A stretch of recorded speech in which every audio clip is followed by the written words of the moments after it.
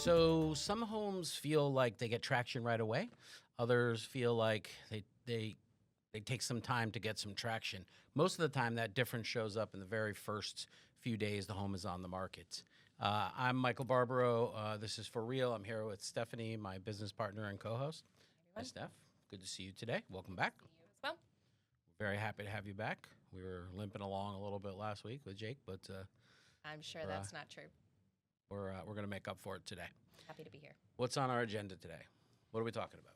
Well, I want to talk about the moment that listing goes live and kind of navigating through the next couple, week to even 10 days and what happens beyond that. So let's talk first about when you're strategically trying to price the property and maybe trying to test the market. What actually happens when a home hits the market? It goes out. I know it goes out to a bunch of sites, but let's talk about like what we see as agents when the moment that property hits the market. What kind of activity is coming to us and how we handle it? Yeah, it's interesting, and I'll talk a little bit about a conversation I had this weekend with another brokerage. Buyers are immediately seeing those properties, right? Everybody that's active in their searches, they're set up on searches with us as real estate practitioners. They're set up with searches on Zillow or Realtor.com. So they're immediately starting comparing those houses, right? What is available to me? What is my competition? They're deciding effectively where to spend their money. Their first showing is in those 40 pictures and maybe videos and your remarks section and reading about it. And so this is where we need to be realistic, right? So this is your first showing. Your first showing doesn't happen anymore on a Saturday morning where they come to you. Your first showing doesn't happen at an open house. Your first showing is online now, right? And we have these high resolution pictures. So you get there, make the first impression. One of the things we talked about last week, which we should probably talk about, is that first impression, the pricing needs to be right. I don't understand this. I don't understand the phenomenon. It doesn't work that way in commercial real estate. I mentioned this in our last podcast. But today, what buyers are looking for is, how does this compare? Does this fit into my budget? They don't want to fight. They don't want to argue. Is there a handful of people that'll come in and still look at a property if they feel that it's overpriced? Yes.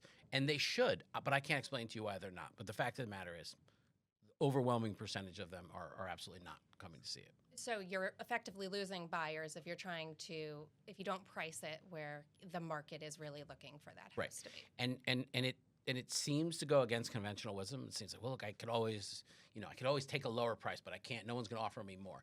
If it's overpriced, the market will react, and some people just don't come to look at the house. It wouldn't be for us. We're going to go look at the house because we look at the listings, and we would say to our client, look, we think this is overpriced, but we have to look at it. Doesn't mean anyone would accept our offer. We can put an offer in. Maybe we have to wait it out a little bit, but I don't think we should take this off. Most buyers don't want to waste their time. They feel like they're wasting their time if it's out of their price range. Some people don't want to insult the seller. So it's not on their radar to come in and offer less money for the property. So pricing the property, as we mentioned last week, it is absolutely critical that you get that right.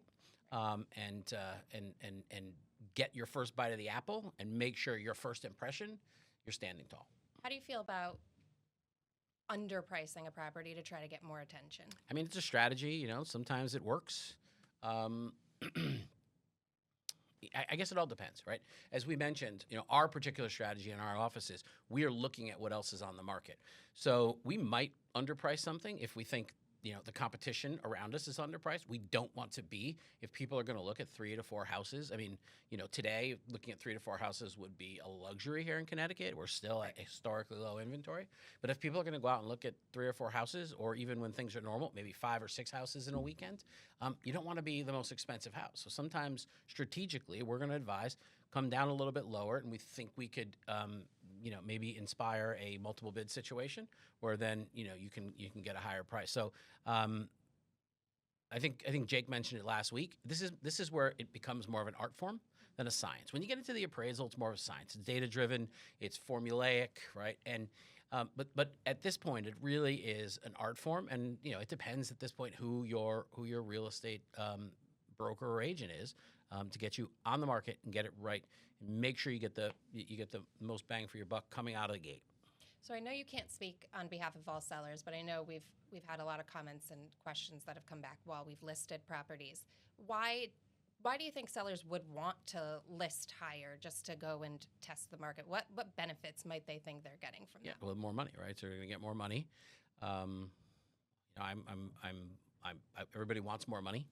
It's funny. I've never had someone say to me, I'll accept less. If I had $1 for every time we were signing a negotiated price, and just before the clients were signing, they would say, I really wanted more, but I'll accept this. So I've never really had someone come to me and say they wanted less money.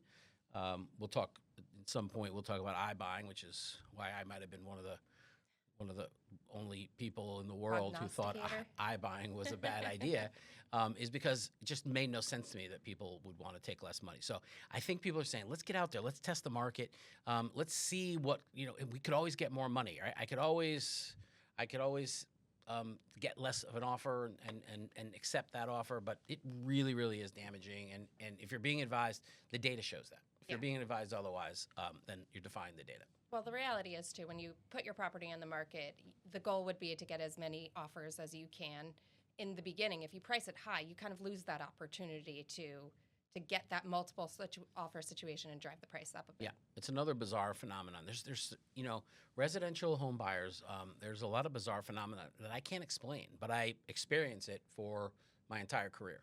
And this is one of them. So when properties are hot, people think if a property sits on the market, what's wrong with it? That's an amazing question that we get all the time. What's wrong with this property? Well, all the time. Because a property sits on the market, it doesn't mean something is necessarily wrong with the property. It's not as if buyers went in there and critiqued it and found out that the foundation was structurally unsound, or the roof was about to blow off. Sometimes it's just hits the market at the wrong time. Timing is critical when you put a house on the market. I mean, we never put a house on the market before a holiday weekend. Some people do. To lose that time out of the gate and to not time that right, it's just is erroneous in my part, and can ultimately affect your ultimate sale price of the house. Makes sense. All right, we're going to take a quick break. We realized, I think, in this that how important the pricing right from the get-go is, but there's some other misnomers that I want to talk about. So we'll continue this conversation when we get back. All right, we'll pick it up. We are back. Welcome back to For Real, where we talk about how real estate really works. And that's the intent of the show, right? We're not trying to sell you here. We're not trying to get a listing or represent you. We want you, the consumer, to understand the mechanics of the business so you could be an informed consumer, an informed buyer, an informed seller. Let's pick it up where we left off. I want to remind everybody, if you have questions, forreal@WTNH.com. It's right on the bottom of your screen, forreal@WTNH.com. Please reach out to us. We're happy to help, and we got some exciting stuff coming up, so we want to build some relationships. Sounds Steph, great. where are we? Okay. What's the first thing that when a house is on the market, you got it listed, it's live, it's not coming soon. We didn't really talk about coming soon, but that's kind of a tactic as well if you're not ready to get these showings in initially. What's the one of the biggest mistakes that we see in real estate that sellers can do to affect how many people are actually getting in and viewing? Yeah, so this goes back to at maybe one of our earlier first episodes where we talked about participating in the success of your transaction, right? Access to your property is critical, right? Be ready to show your property. I can't tell you how many times we can't get into a property. We have people that want to get into a property for various reasons. And this is another bizarre phenomenon that I was talking about. You would imagine that someone buying something as unique as a home, right, as personal as a home, if you would not let them in your house this Saturday morning, they'd come back Tuesday. They don't. Yeah, they move right on. They move on. I've never understood it, but I've seen it a million times in my career. So participate. Make sure you're giving access. One of the big impetuses to that, we don't do this in our office. There are some people, and I'm sure they swear by it, and I'm not saying that those people are doing the wrong thing. I'm saying for me and for my brokerage and for my company and for my agents, we're not at every showing. Because if you have the best agent, that agent is going to be busy Saturday morning. She can only be, or he can only be in one place at 10 a.m. on Saturday morning. So often it sounds like a really good sales pitch. Hey, Mr. or Mrs. Seller, I'm going to be at your property on every showing because I know the property better than anyone, so I'm going to be there. That could become an impetus. When it does, it ultimately hurts you because, beknownst to most people, Buyers are not willing to come back. They go. Yeah. Sometimes they're in town for one day, right? Sometimes they're just flying in for a couple of days and they can't come back. So I mean, we've seen it all with agents having to be at the showings. They have their kids' soccer games, so they can't come at that time. Buyers already moved on to another property. They're on vacation. Can we wait a week? Buyers don't want to wait a week to see a property. Also, just sets a really bad precedent with them on we're having how a they're being party, treated. we're having a picnic, we're having this. Participate. Be ready to show your property. Especially, I mean, if your house has been on the market 3 months, you got to have you want to have a party, you want to have people over. We get it, right? Yeah. That's going to happen. But in that initial phase, be active. What we do is we set all our clients up on the software that is provided for us. We all have it in Connecticut. If we're using Smart MLS, we all have this, and we all do. 20,000 of us. We have the product called Showing Time, right? We choose to let our clients respond to those showing time requests. Our client is the one that needs to get out of the house and make the house available, get the pets out. So we recommend that everybody ask their agent, please put me on the showing time. And what that means is when I get a request from another agent or another broker to see one of our listed properties at Saturday morning at 10 a.m., my client sees that at the same time that I see it. If they didn't, what I would have to do is reach out to our client. Hey, we have a request. This is who it's from, and can you accommodate this? So But we get that too. You have to call. Don't use the tool, even though it's there really are helpful agents for out there that sellers. don't use it. Yeah, it's Yeah. crazy. Yeah, it's but I would, as a seller, I would almost demand that kind of service from. I want to know when the showings are going to be there. I'm the person that has to make the decision. I'm this person. So get me involved in this. Some people, and to be fair, some brokers think that's part of my service. A lot of our clients love that technology. They want to know right away. They don't want me to be the intermediary and decide how soon or how long it takes me to tell them someone wants to see their property. So that access, make it convenient for people, be flexible for people. You don't want to miss even one buyer because that buyer could be the best buyer for your house. Yeah. Let's just, back to agents being at the property for every showing. It's beyond just getting the access when you need it because of their schedule or whatever. You might actually be doing a disservice to your clients, or you might be saying things that you don't know these buyers, you don't know what they're looking for. So you're selling the property in the manner that you think is best fit. Yeah, I've had that. Yeah, I've had that a million times. You meet the agent at the door and they say, I'm not going to say anything. I'm going to let you guys walk through the house. And then they start to interrogate my client. It's awful. What do you do? How many kids? Where do you work? What do you do? Do you see this room? You're going to love this room. And I watch my clients just fold their arms into that posture. And I'm like, you're hurting it. So it sounds rational, sounds reasonable. You want that person there. They want to talk freely. We have the relationship. They want to talk. They want to ask questions. They want to look at their own pace. They don't need someone telling them, look at how beautiful the flow of this kitchen is. Stop. Yeah. They know if the kitchen is beautiful for them. I don't even know what flow is in a kitchen. I've never had people just keep walking through my kitchen. Walking around But the yeah, island. I guess that's what good flow is.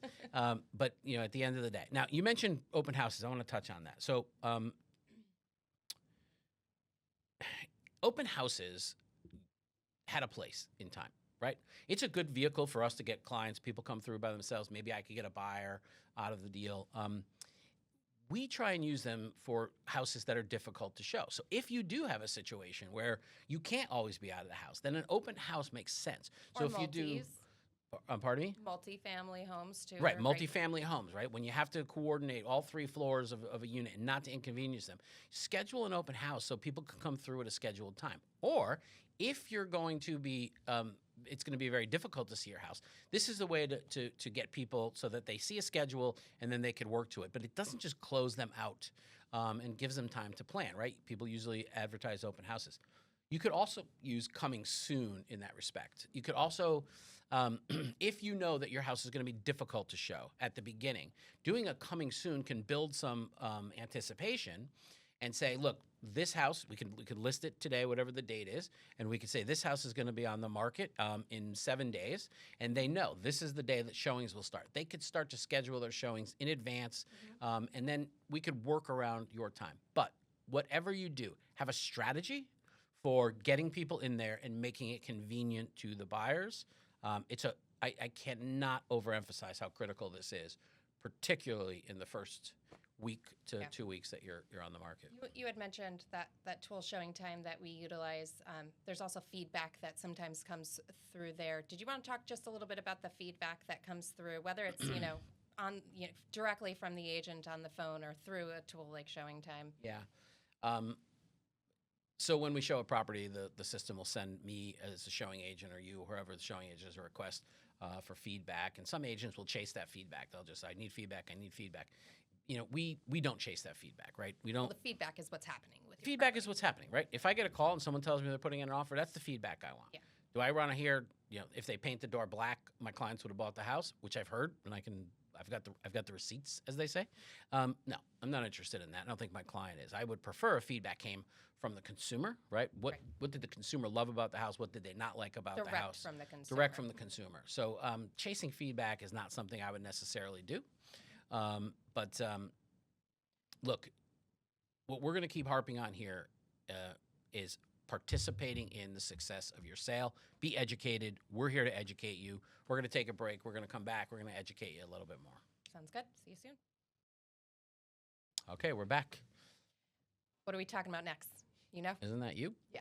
Isn't that your job? I want to talk about offers a little bit. I want to talk about why some get offers immediately. Excuse me. Why some they lag, what kind of happens, and also, you know, deadlines. I want to get into it with these offers that are first coming up from a seller's perspective, and what they can expect. So let's talk first about just, you know, what kind of offer, what does receiving an offer in the first week mean and not receiving an offer in the first week? I mean, typically receiving an offer in the first week means, or in the first few days or in the first week means you're priced right.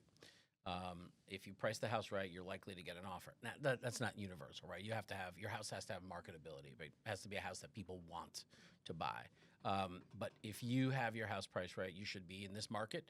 You should be seeing offers, and that's what it means. But there's one thing that I want to say which bothers me that I think should be stressed to every seller. Do not take it personally. Do not take offers personally. If you take it personally, you're already losing the negotiation. We always counsel our clients to counter offers, regardless of how low they are, regardless if it offends, you know, that your grandfather built the kitchen and they should appreciate the kitchen. Put that aside, right? And I will tell you that some of my most sophisticated business people that I've worked with that sell or buy real estate for their home, for their primary residence, it's difficult for them to keep that emotion out of it, right?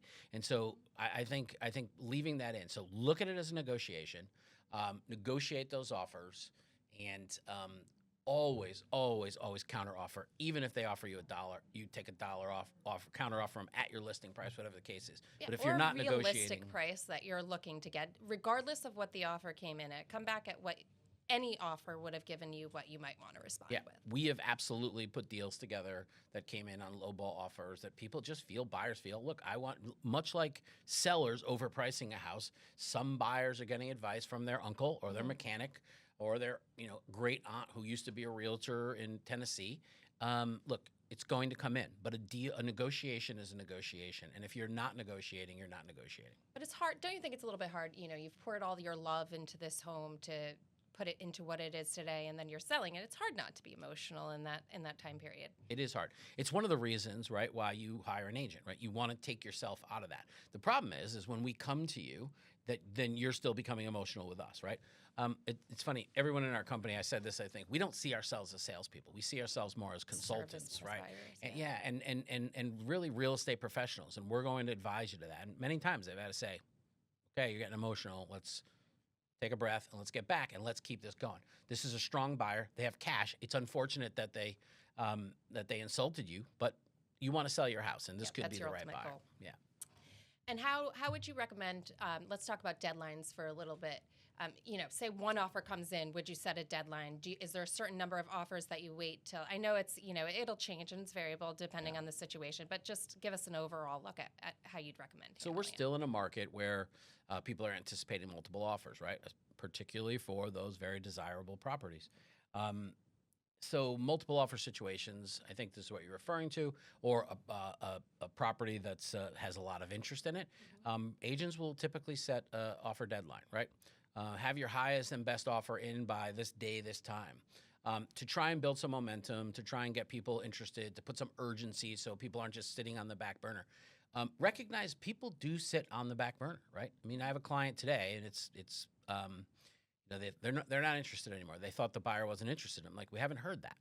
And then we heard today that the buyer is interested, right? So it's not always fast. But when you get, let me get back to that. If you're going to set an offer deadline, if your agent broker is suggesting an offer deadline, please don't allow your agent to set an offer deadline that is 8 p.m. on Easter Sunday. We work on Easter Sunday and we will put those offers in. But what you're doing, there's a lot of people that are rightfully spending time with their families. And so by setting a deadline, even on a Sunday evening, why not? Like, we rarely would do that. It would have to be reason unique. for it. You're going to lose offers for people that are not available for no reason. Yeah, and incidentally, Monday morning at 8 o'clock is Sunday night at 8 o'clock. Yeah. It's the same thing. Yeah. If you're going to do it, set it Monday morning at 11 o'clock. You're still going to get people that are going to call you and go, I'm bringing in an offer, but I need till 12. They haven't signed it, whatever the case might be. We get that, right? Stop getting in your own way. Don't make it difficult for people to do business with you. I mean, that's a general rule of business. Right. And so be very sensitive to that. Be very thoughtful about that. If it's a holiday weekend, understand that there's going to be agents working and agents entertaining people, and maybe they're not as willing to get to their computer and write an offer for their client as some of the other agents. And this isn't even advice for necessarily the first week that it's on the market. We see a lot of times where it's been on the market for however long, 60 days, and one offer comes in and then another offer comes in because it's just human habit. Yeah, another phenomenon, right? It's just something can sit on the market and then all of a sudden, and we're thinking we're not getting any offers. What's going on? We have an offer come in, and before you know it, you have 3 offers, right? Yeah. We're going to talk about that a lot when we start to talk the buy side of this transaction. But even as a seller, you should recognize that. Don't panic. It'll come around. I'm selling a property for a friend and colleague now, and she was getting a little panicked, right? Why isn't the condo selling? Why isn't the condo selling? And the next thing you know, we had 3 offers coming in, and we got a great offer that came in, and we're closing on it this week. Well, hopefully everybody's learned something good from this conversation.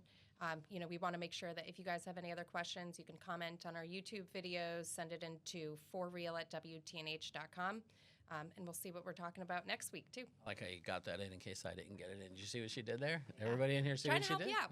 Yeah, I saw that.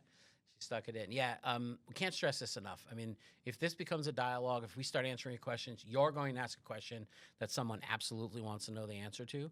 You'll be helping someone else out, right? Our goal here is to turn everybody here into a better consumer, a better buyer, a better seller. We've got some exciting stuff coming up. We're going to get out on the road. We're going to start to see some properties, some new construction. We got some things in mind to show you. Meet some of our colleagues, meet some of our agents that are doing business in their marketplace that maybe you want to work with. And we're gonna be working on that. It's going to be an exciting 2026. Remember, reach out to us at forreal@wtnh.com. I'm Michael Barbaro. Thank you for watching and thank you for listening. Have a good one. Stephanie Paul.